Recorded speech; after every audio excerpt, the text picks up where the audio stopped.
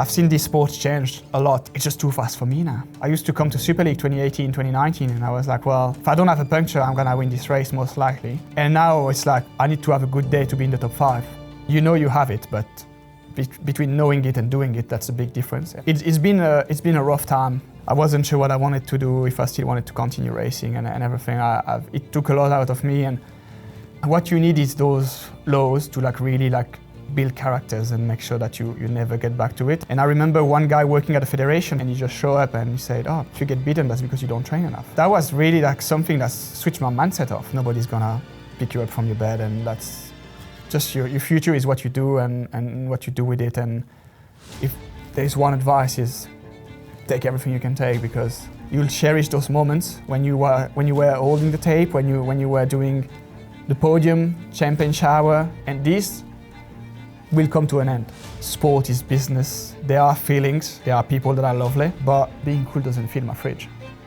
So we're gone. You have to come at peace with it. I won Jersey, I came back home, I went to a barbershop, and on TV, that was SuperTri. And I was like, well, that's where we're making the shift. The shift, it's now. Why? Why the decision? Well, Vince, thanks so much for joining us for this special face-to-face podcast. And it's an interview that's a little bit sad in a way for us at SuperTri, because this is kind of marking the end of your short distance triathlon career as you move to sort of a longer distance after this season and after the last race in NEOM. Can you talk to us a little bit about that decision? Has it been a difficult decision or an easy one for you, and what was the thinking? Well, first, thank you for having me. I've been watching this face-to-face a lot, and I've enjoyed them. But yeah, concerning my short distance racing career, it's coming to an end. I won't say unfortunately, because I'm living on my own terms, and I think that's what's important in a sport career. And I've enjoyed it a lot so far, racing all over the world. Won more races than I would ever imagine I will ever start. And Toulouse is my second to last SuperTri race. Then we'll finish in NEOM, and that will be time to say goodbye to the SuperTri series, World Triathlon series, and everything that's under 2 hours, I guess. So, maybe people might say, "Oh, it's an obvious thing," but why? Why the decision? Well, I had this reflection after the Tokyo Olympic Games. I was, kind of wondering, is it a good time or is it not? And I've always thought you need to leave kind of when you're at the pinnacle of your sport, and for me that was maybe 2020, but unfortunately, as we know, the Olympics were in 2021, and that was one year too much for me, and then in my mind I was like, 2024 Olympics in Paris, you gotta get there, you gotta race there, and you're still up there, you can still have a shot at the podium and everything, and so I switched my mind. Okay, we go until 2024, and after 2024 then we do something else, and so yeah, that was more why I picked that. And also, I've raced so many races. I've raced, I had 120 World Triathlon starts, so many SuperTri starts, and I've won most of the races I wanted to just participate. So I think, in France we say I looped the loop. So I think it's a good time now to retire. I've experienced everything. I've done 3 Olympic Games. I've won World Championships. I won SuperTri. So it's time to seek some other challenges and have maybe a new mindset. Working outside the federation also, I think it's going to be something different. And I think now it's a good time to do it. Looking back, would I've done that before? I'm not sure, because I actually enjoyed the process of trying to qualify for the 2024 Olympics. But it's a death before the real death, I would say. It's the small one. But yeah, I'm leaving, without regrets. I'm content with what I've done, and I'm really looking forward for that next challenge.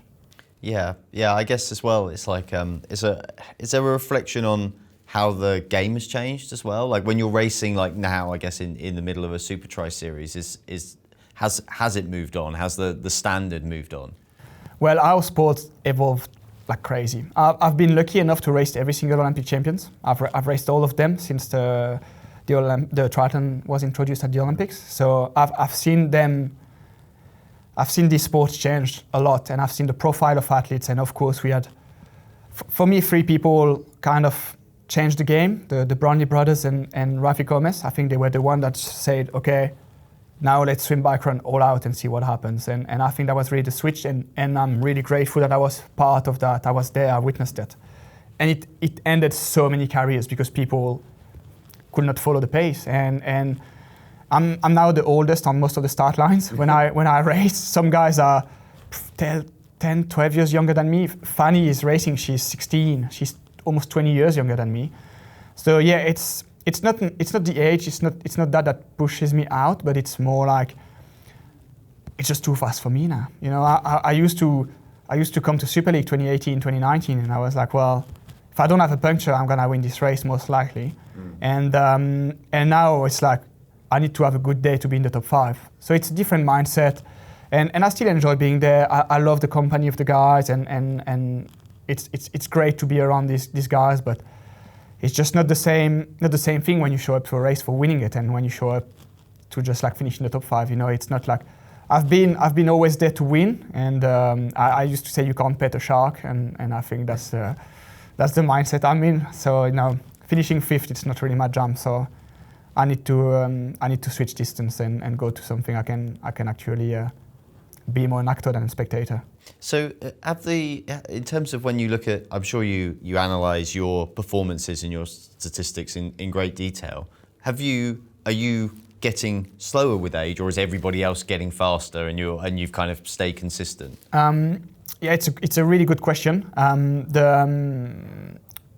My paces are the same. I actually raced in Hamburg World Series and I did the exact same run time as 10 years ago, the exact same. Wow. But 10 years ago I was 2nd, and this year I was 6th. So that's the difference. I think everyone's got faster. We ride faster, the watts are higher. So I think just the sport is growing. There is more and more density in the sport, and it's just getting faster. I think I've been through some injuries, but I'm still able to train a lot, and I'm still like, I would say, good tactically at races. So I'm still like getting the most out of my body, and tactically I can be smart enough to like nick a few plays. But it's still the guys are just too fast now. I'm exactly running the same as 10 years ago, but yeah, the pace just switched, and you know, there's just no way I can beat them, obviously. So it's just I guess the normal evolution of life. Yeah, of course, and it's an interesting that you talked about the way your mindset has shifted as well. How difficult has that been to grapple with? Because you know, when you're I guess the king, people come and you must sense that people look at you and they're like scared of you in a race sense on that start line, feeling like, well, this is the guy to beat. How is it then when you suddenly find yourself readjusting to a different reality, whereby maybe you're looking at a few of the others going, oh, I'm going to have to work hard to beat him today? Yeah, it is. You definitely have to put your ego on the side a bit, because, well, you still show up at races, you want to win these races, and you're like, oh, I've won this race before, and it wasn't that hard to win, so I can do it again. But once again, you have to focus on yourself, say, well, what's the best I can do? How can I beat this guy? What's their weakness? And it is obviously a different feeling. And I remember showing up to these races, and basically, like, so some people were just like, oh, I wish I'd finished 2nd, like just behind you, and it was an extra motivation for me, because I knew like I was one of the favorite, and you want to keep that status, and you want to keep playing mind games with the guys, and now it's a bit different. I think the other athletes, they still have respect for me, because I've been there for so long, and I'm a fair racer. I've never been a guy that hide and always trying to play my cards, and I'm just now trying to get the most out of that old body, and trying to get to the finish line as quick as I can. But I obviously know if I'm off the bike with guys like Hayden and Alex, I'm gonna have a hard time to follow them. But I'm still enjoying the adrenaline that you get racing those short distances, and just being around like nice people. And I think it's a great way of living your life. And that's gonna be sad to leave all these guys that I get to know better and better every single year. And I've built good friendships, and I met Georgia on these races. So it's it's definitely, as I said, and as you noticed, a different mindset. But I'm still enjoying it, even if I would really like to finish this short distance career with a win. That would be good. Well, you definitely have the respect of the other athletes. I think most of them would, majority of them would give the right arm to have the achievements on their CV that you've got on yours. And that kind of brings me to my next point, really. I guess reflecting on when you look back on this very long career that kind of starts, your career starts really, and your story as a junior, and goes all the way through to where we are in the present day. Like, how do you, what are some of the high points that you can pick out along the way? Because I'm always interested in this, because not always the obvious things. Sometimes it is, and sometimes it's not always the obvious things that people always expect it to be. Yeah, well, I wear the French team kit for the first time 20 years ago in 2004 for junior Europeans, and I had more lows than highs. It's important, even if people remember, you've been 2 times world champion, Olympic bronze medal with the mixed team relay, but that's not what really builds you. Okay, it gives you confidence, it gives you that ego boost that you need, and you have a nice medal in your drawers. But what you need is those lows to really build characters and make sure that you never get back to it. And I think my lowest, people will say, Olympic 2021 or Olympic 2016 or something like that. But I think for me, it was my first year as a U23. I was junior world champion the year before, and I showed up at U23 Worlds, and I did not put the work in. I just showed up on holidays, and I got destroyed. I finished 33rd or something. And I remember one guy working at the federation he was doing all the finance stuff. So not really interested in triathlon, and he just showed up and he said, if you get beaten, that's because you don't train enough. And I'm like, well, he knows nothing about triathlon, but he's actually really right. So that was really something that switched my mindset off. And I was like, well, mate, you gotta train, because these guys, you can be junior world champion, but they're not gonna wait for you, so you better train now. And that's really when I was like, okay, that's my job now. I need to put all in, and if I want to be part of the Olympic team in 3 years, that's all I have to do. I think that's what my lowest, when actually someone that has nothing to do with triathlon opened my eyes about my daily job. I was like, okay, that's maybe the lowest point of my career. And the highest, I would say, was the grand final in 2018, Gold Coast grand final that I won. And for the 2 weeks prior to the race, I knew I was in incredible shape. I was Olympic champion shape, and I'm like, you're gonna win this race, but I think this is the hardest races when you're the favorite. And we've seen it with Alex in Paris, a K to go, he was going for silver. And when you're the favorite winning a race, I think that's the hardest. And I did that race, and I was walking on water. I crashed on the bike, get back up, won the race. I was just chilling on the run, attack on the last lap, attack to celebrate. And I was like, mate, you could have done so many things wrong, but you ended up winning that race, and you were not the favorite, but you knew you could win. And I think that's what makes the highest. It's you have it, but between knowing it and doing it, that's a big difference. And I remember Alistair Brownlee, when he woke up the morning of the London Olympic, he said he opened the window, looked by the window, and he said something like, these guys better be ready, or something like that. And that's something that always clicks. It's some mornings you wake up, you take the first few steps, and you're like, if I don't do anything stupid, I'm winning this race. And I think that was my highest point. That was the race when I felt the more in control. I could win, everything could happen, I would have won this race. But yeah, highest 2018 grand final, and lowest 2009 U23 World Champs, definitely. So you mentioned there the Olympics, which I think is something interesting to talk about as well, because you went to 3 Olympic Games, which is a remarkable achievement. You obviously tried to qualify for a 4th and kind of just missed out, and we can talk a bit more about that. But how's your reflections on that? Because, as people like to have this kind of like conversations of the greatest athletes that never won an Olympics, and I guess in triathlon they would put you in that category as well. Yeah, well, it's a love-hate relationship with the Olympics for me. I always say it's the two important, and I've said that since I started triathlon, so that was before SuperTri arrived, and I said the two races I want are Olympics in Hawaii. All the races for bookshelves, that's all I say, and I've won neither of them. Probably will never win the Olympics, but it's an interesting race, this race, the Olympics, because you don't have all the best in the world. That's the first thing people have to understand. The French, I think we could have put like 5 or 7 athletes before just having like the first athlete from another country. So it's I would have raced the Olympics for every other country but France. If just with my points and my results and the criteria in other federation, every single country, I would have been in the team. So yeah, I guess I picked the wrong country, but I'm really happy that 3 guys that were better than me went to the race, and to reflect a bit back, it's an interesting race. It's for me, the Olympics, you win or you lose them. The second is the first loser, definitely. And we only remember Olympic champions. If I ask you to tell me who was third at Women's Olympics in 2004, that'll be hard work. So it's, Olympic champions, they're on top of the world for 4 years. 3 years for Christian, but 4 years for everyone else. And it's a race that can really change your career. But as I say, for 54 people on the start line, you won't change anything. You still go back to your couch the next day and that'll be the same.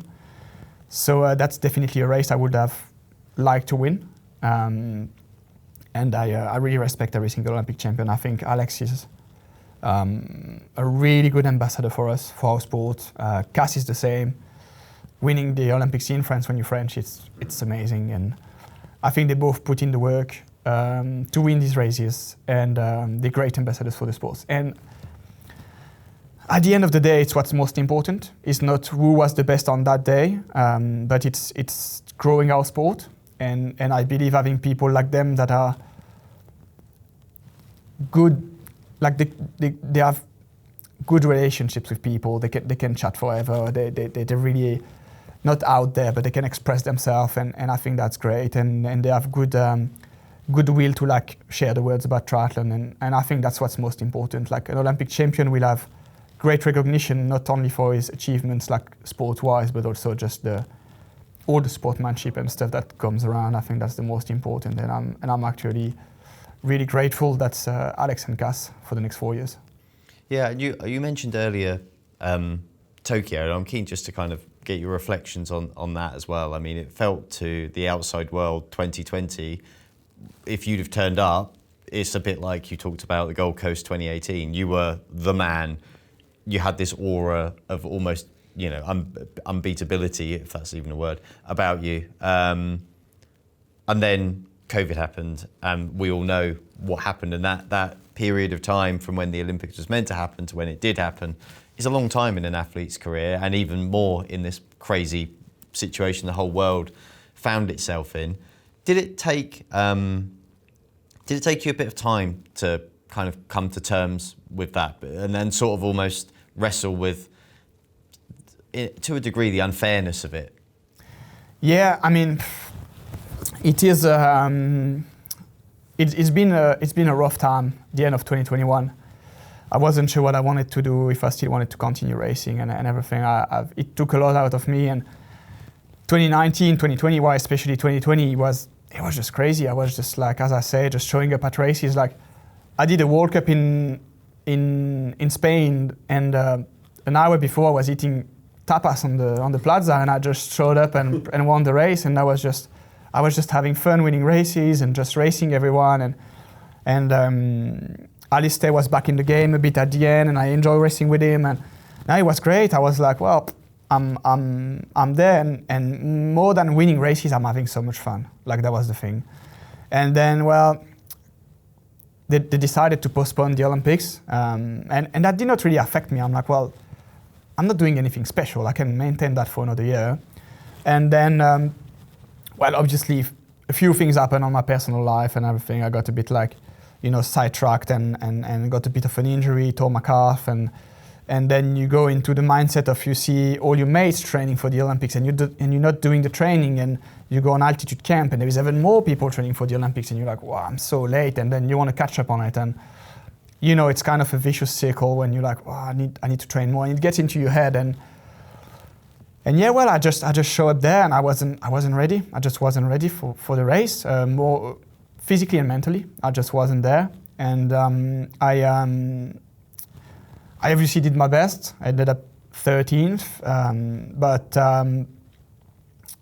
it was just a bittersweet feeling is it 1 year too late or is it too early because I was injured before, and I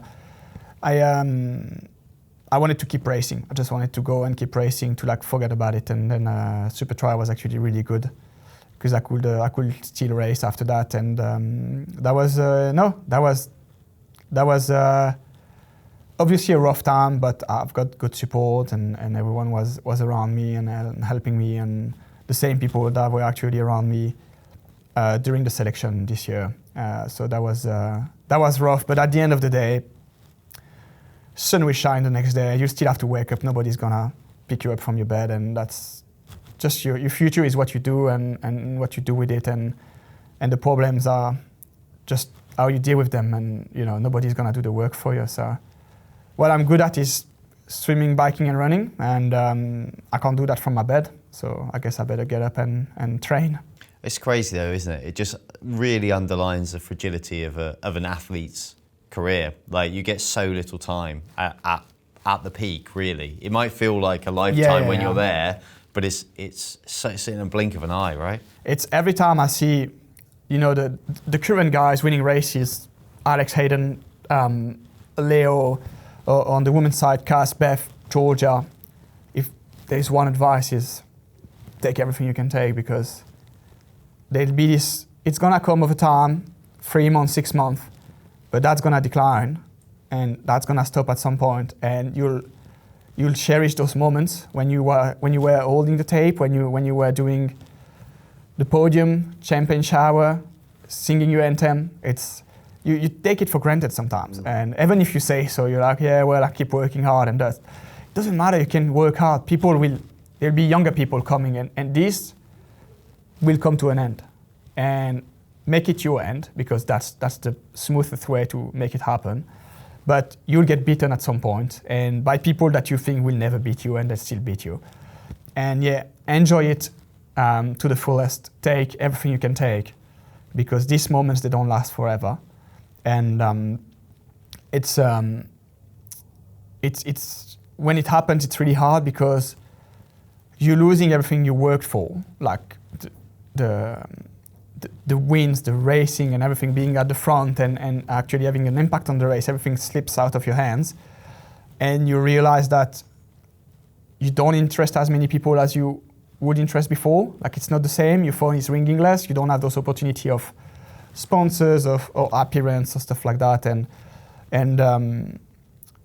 these things go together, because at the end of the day, you do have to remember, sport is business. There are feelings, there are people that are lovely, but if you deal with a brand, if they don't have a return on invest, you're useless.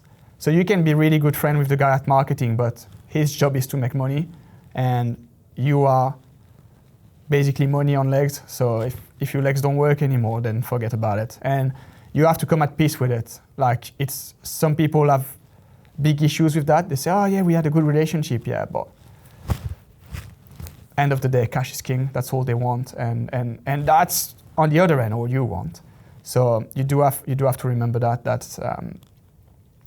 you race to win races, to make a living, and when it stops, everything stops. So yeah, make sure you make the most out of it. That's that. I don't have to give any advice to these guys, but that's the only advice I would give them. Yeah, I mean, it's interesting. Do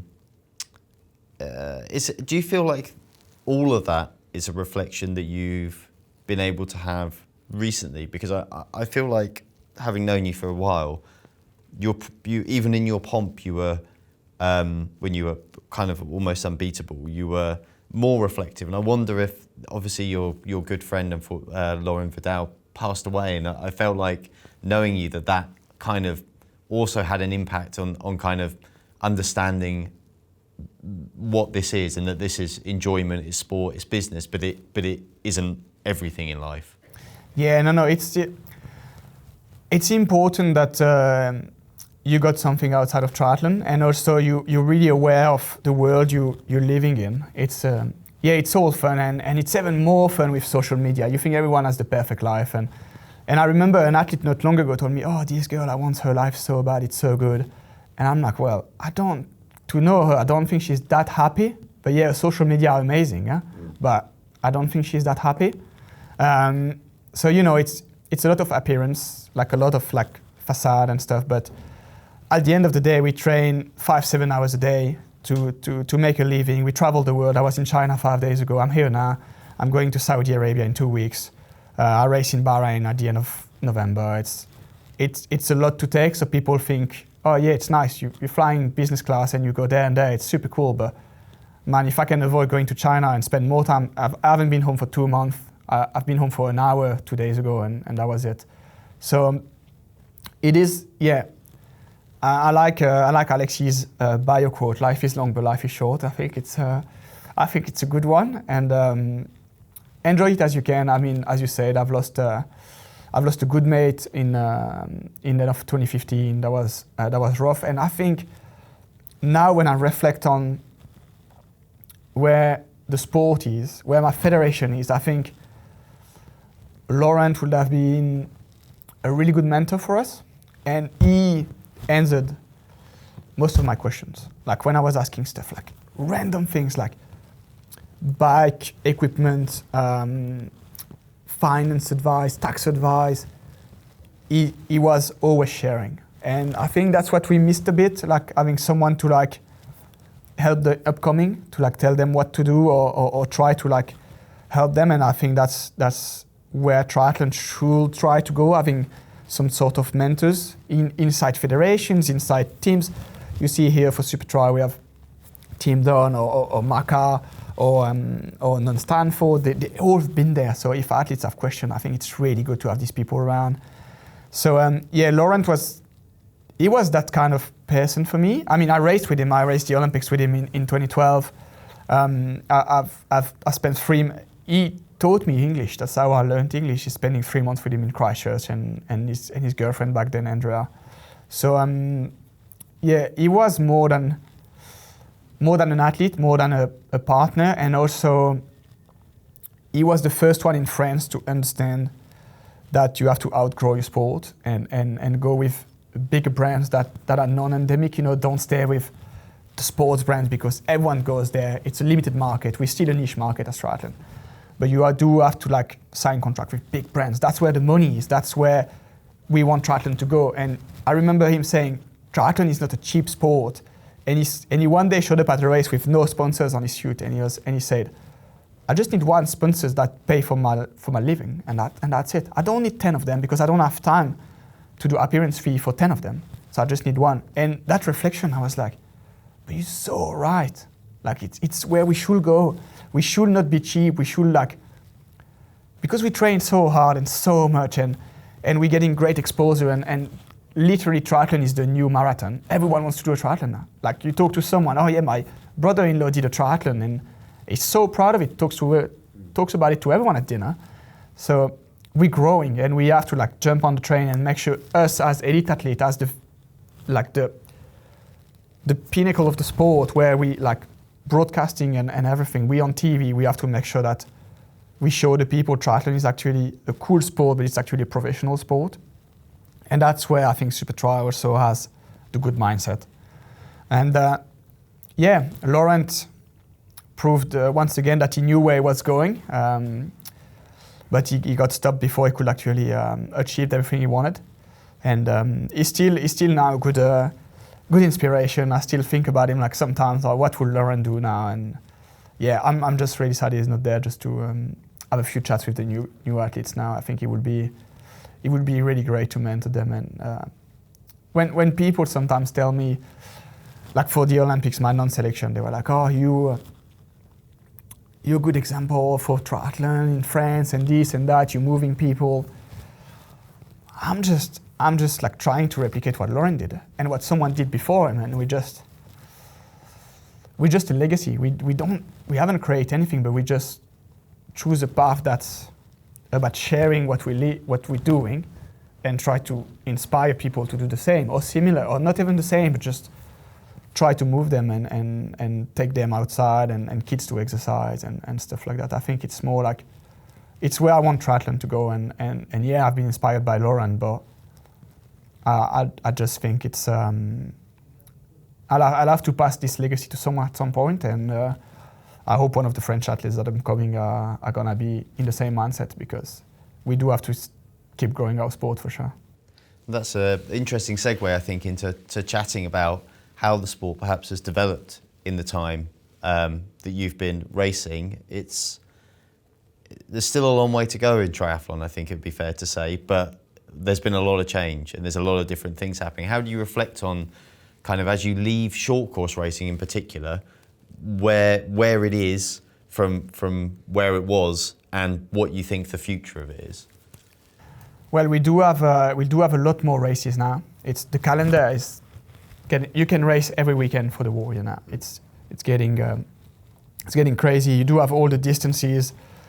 So yeah, it's interesting. It's actually really interesting, and it actually brings some questions. Like next year, I know there are a few short course races that will start mid-February, and we're gonna end races in November. So you'll have to be smart on what races you pick and everything. And I think it's the main difference for me. A lot more races.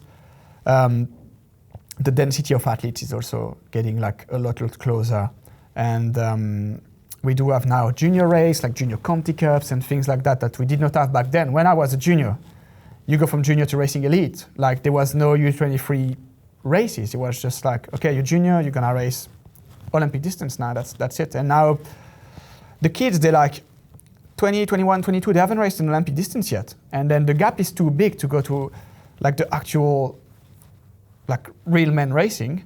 And I think sometimes that's where we're losing a lot of them, like a lot of those 22, 23 years old, because the step is too high for them. And I think it's important to remember that at the end of the day, you're gonna have to be racing over the Olympic distance if you wanna be Olympic champion. And if you don't go through these different steps quite quickly, because I mean, Alistair in London, he was Olympic champion, he was 22. So if you wait for too long, your time's gone, and I can tell you that by experience. So it is important that people make the switch quite early and start racing the highest end of racing quite early. And I think that's also good with SuperTri to have the new NEOM coming, and sometimes the swap with the teams and give opportunity. We have in Toulouse, we have Jack Willis racing. He was just top 10 in a World Series last weekend, and I mean, he's struggling to get started through his federation, and he has a good result. SuperTri is like, okay, you want to race with the best, then here's your shot. And I think that's all these opportunities, they have to be taken by young athletes, because at the end of the day, what you want is confront yourself to the best in the world. That's how you learn. And I've been racing the Brandy brothers and Ravi for 15 years, weekend in, weekend out, and they beat me way more times than I beat them. But that's how I got better as an athlete, and I think that's exactly what you want, is to race the best in the world. Yeah, I want to just ask you quickly, obviously a slightly invested question here on SuperTri, but because I feel like when you reflect on your career and you talked about the way that you were, I guess, able to build a brand around yourself as an athlete and very successfully in terms of attracting big sponsors from outside the sport, kind of that, I guess perhaps part of that was a SuperTri thing, that you were so successful in SuperTri, you were so dominant on this kind of new globally broadcast platform for the sport. I kind of interested in your reflections of what, in that sense of like how big triathlon, short course particularly, has got, and where it could go to next for athletes, and particularly via SuperTri and your experience of being here for so many years. Well, since the start, really. Yeah, I raced my first race in Jersey in 2018, I think. That was the first time they had the series, because I think before it was a one-off on Hamilton Island. And I remember telling the federation, I said, I'm gonna race the Super League, it was called back then, and they were like, oh yeah, really? But it's hard, it's two races in 2 days, and then I'm like, yeah, well, they pay for my travel, comes, food, I'll make money if I win the race. I think that's interesting for the rest of the season. I'll learn, I'll race the best in the world. Why I would not go? And I remember the next year, all the French athletes were racing because they saw that it was actually really useful. You can practice so much stuff, like all your transition, fast racing, cornering. That's where everything tends now. We want to have like short, intense races, and I think SuperTri was the first example. And we've seen now that it's been kind of like copied for like format and stuff. Like people replicate that a lot in different governing bodies now. And I remember after winning Jersey, I think we did Jersey, Malta, Mallorca, something like that.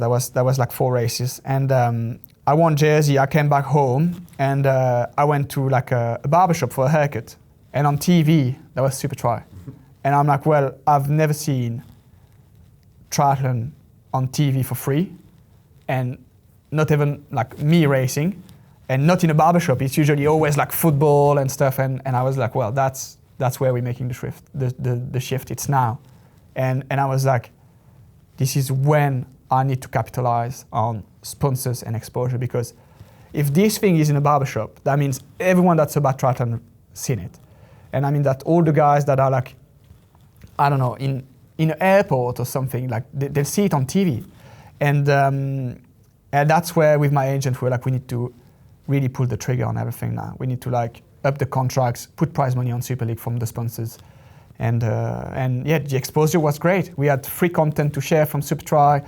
We had like race on TV for free. Everyone can watch. So because you're not gonna convince the CEO of Airbus to pay a year fee to like watch you racing SuperTri or World Triathlon or whatever. But if he clicks his TV and that's the first thing that pops up because it's free, he's gonna sit down and watch and say, oh, I like this guy, oh, I like the interview he did, oh, I like his mindset, or maybe I can contact him, maybe if I can financially help him. You know, that's how you build things. It's not like, triathlon is a growing sport, it's still a niche, it's still kind of secluded, and we have to think outside the box, we have to think bigger, and that's I think what SuperTri is doing, is like, as I say, non-endemic sponsor, that's where the future of every single sport is. You see the cycling teams. None of the cycling teams have a bike brand as a name, because the money is gone for long. The budget is way over, and that's even Formula One team now. Some teams, they're not even a constructor. They whatever the name, and it's where I think triathlon has to go. It has to like attract other brand, other sponsors, and yeah, we left some big brands because they weren't paying us enough. And I remember with famous energy drink brand that they had my helmet, and they were making us an offer. I'm like, man, I'm gonna be I was just being world champion. I want SuperTri 2 times. I give you free content, everything. Like, and they were like, oh yeah, but triathlon, this and that, and we ended up like, they told us, but our brand is a cool brand. I'm like, yeah, but being cool doesn't fill my fridge. So we're gone. And they were so amazed that a triathlete, a sport that the marketing guy barely knew if we were riding a horse or shooting at anything, like, say, no, not interested. And I think that's where you make the switch. It's when you said, no, I'm bigger than that, I'm better than that, I'm confident in my project, in myself, and I'm gonna attract big brands. I had a lot of no's in asking. I've asked luxury car brands and stuff like that. Some of them don't even reply. Some of them, they say, well, we're not interested. But yeah, most of them, they're actually really interested because triathlon is a big sport. It's interesting. Most of the people that do triathlon are smart. Not pretending that I am, but most of them are. And you know, it's growing into people. It tells an adventure. It tells a story. Why did you pick triathlon? Because, oh yeah, my dad was a runner and this and that. Or like, it's always interesting to talk with people. And you know, like a guy like Hayden, he was doing landscaping like 5 or 6 years ago, and now he's 2 times Olympic medalist. So you're like, well, these guys, they know what they want and they work hard for it, because we've all seen like football players, they make millions. I sometimes just turn on for the interviews, and my God, it's these guys. It's like they're not the brightest light bulb of the sun, but I can tell you, and that's hard to listen. And they're lucky they have their teams, because if these guys have to find personal sponsors, it's done. It's finished. They can't even talk.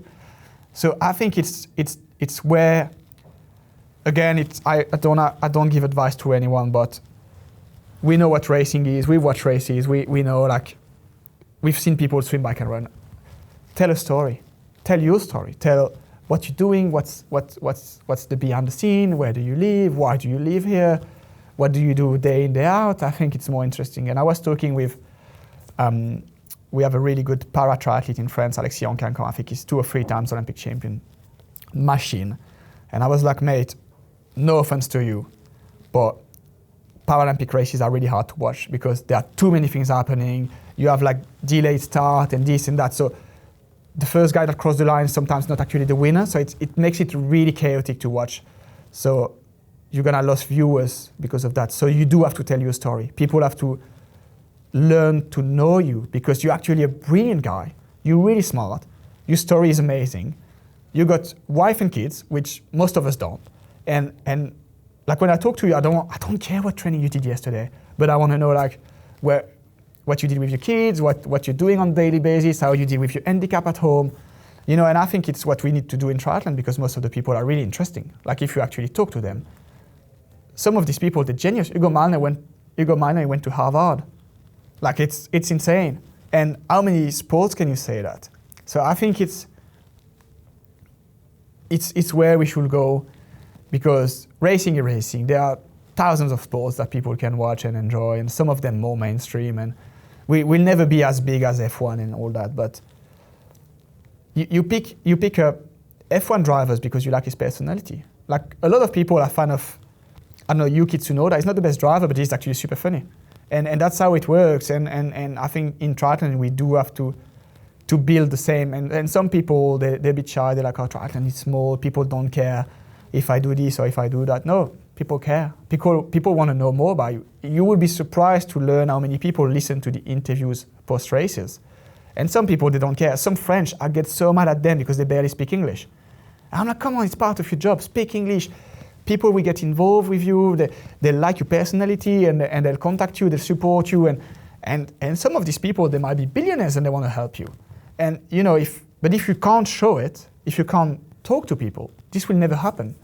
So I think it's really important that I won't say people are out there because some people they're not like that. They're really more like introvert. They don't really talk. But it's always been the thing I would promote. Like we had kind of this problem with Cass. A lot of people did not know about her because she's a bit shy. She did not speak good English back then. But now she's really like easy to talk to. She shows her personality, what she likes, and everything. And that opened so many doors. And I think that's the same with every single athlete. That's what they should do. Like Matt Hauser, really cool guy, good looking, lives in the Gold Coast. Come on, there's so much story to tell out there, you know. And I think that's what everyone should find. Should find a path, go for it, find the good brands they work with, make something cool because everyone's smart enough to make that happen. Yeah, quite. And it's potentially a bright future if people can seize it for them. But look, finally, Vince, I think it'd be remiss not to talk a little bit about Georgia Taylor-Brown because she did a face-to-face interview where she talked very emotionally about her story, but also her happiness in her relationship with you and what you brought to her and her life as well. And you mentioned her earlier as well. So I think it's interesting to get your reflections on kind of what that relationship's been and like how she talked very glowingly about how bright she felt her future was now and away from racing as well. And I assume that you feel the same. Yeah, I've known Georgia for quite a while now. And I don't know, we've talked at races but I mean, she was with someone, I was with someone, and we were just, I won't even say friends, we were just like going by our career. And And yeah, we were at some point in our life where we both came out from difficult ending of relationships, and we just start to find some, I don't know, similarities and a bit of how you say in English, a solace, like into each other, and it was just like just chatting and having a good time, and we knew obviously our relationship will be like somehow being judged by people, but well, what's the matter anyway? It's what I always told Georgia, what counts is our happiness. If you're happy, I'm happy. If I'm happy, you're happy. That's how it works. You should always seek your own happiness before people's opinions, and I think that was the mindset when we started our relationship. And I think she took a while to understand that, and I always said, well, it's quite easy. We just start low key. We see where it goes, and I think we just find each other really chill. We both independent. We both have our houses, and we both have our life, and we don't really.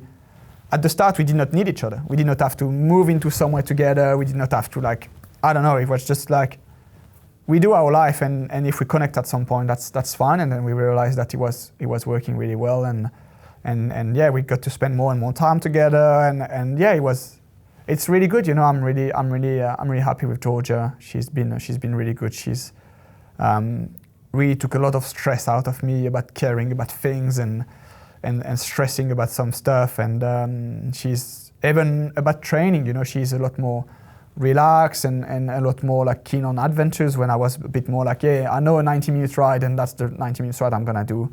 And she's more well, this ride is maybe 1 hour 20, but who cares? And I think she brought that to me, really the freshness, I would say, of someone that, yeah, I don't mind running on the grass. If it's slower, it's slower, but I don't care. She was more just the freshness, and I think that's what I needed. And yeah, she's just easy. She's just nice. She talks to people. It's just someone that's I really like to be around, and just really, she brings me happiness. She brings me peace, and I think that's what's important in a relationship.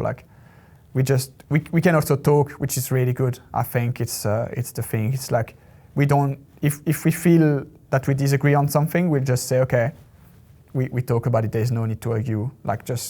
And we agree a lot on disagreeing, on not having the same opinion, but that's fine, because that's not gonna change anything in our life. And that's, I think, the main thing is you don't have to have the same opinion to be a great couple. She doesn't like people that I like, and I doesn't like people that she likes. It doesn't matter.